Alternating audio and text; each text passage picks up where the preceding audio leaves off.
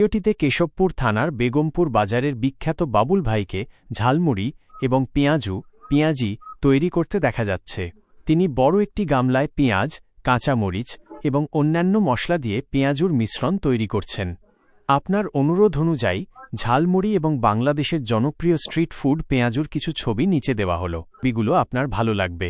বেগমপুরের এই সুস্বাদু খাবারের ভিডিওটি শেয়ার করার জন্য ধন্যবাদ।